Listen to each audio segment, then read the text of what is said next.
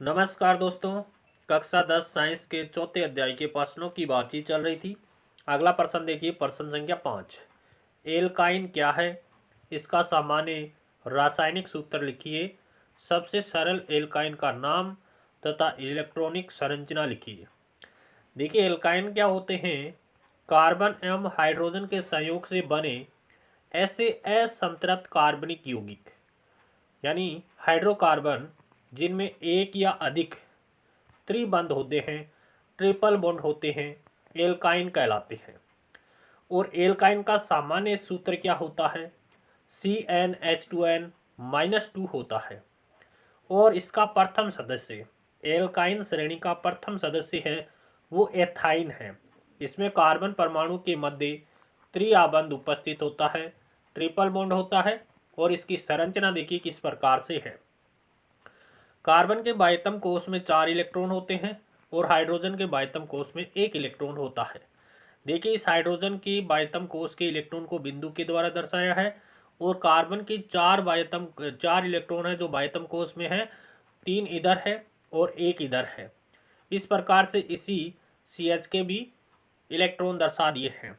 अब देखिए, हाइड्रोजन है वो हीलियम का इलेक्ट्रॉनिक विन्यास प्राप्त करता है।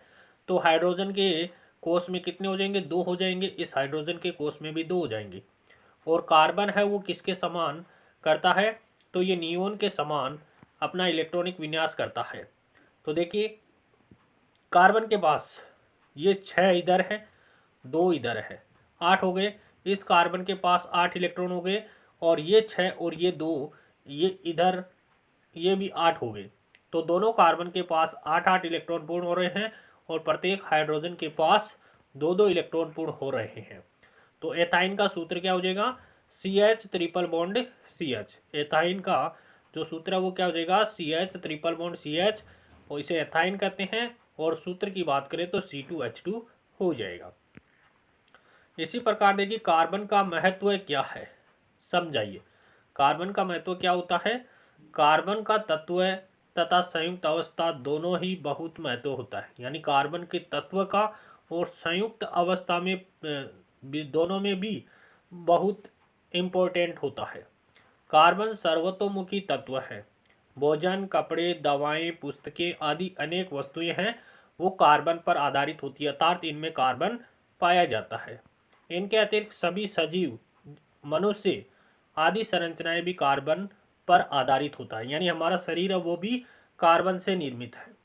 भूपर्पट्टी तथा वायुमंडल में अल्प मात्रा में कार्बन उपस्थित होता है। भूपर्पट्टी में खनिजों जैसे कार्बोनेट CO3-2, हाइड्रोजन कार्बोनेट, कोयला एवं पेट्रोलियम के रूप में केवल 0.2% कार्बन उपस्थित होता है तथा वायुमंडल में 0.03% कार्बन डाइऑक्साइड के रूप में कार्बन उपस्थित होता है। प्रकृति में इतनी अल्प मात्रा में कार्बन उपस्थित होने के बावजूद भी कार्बन का अत्यधिक महत्व होता है।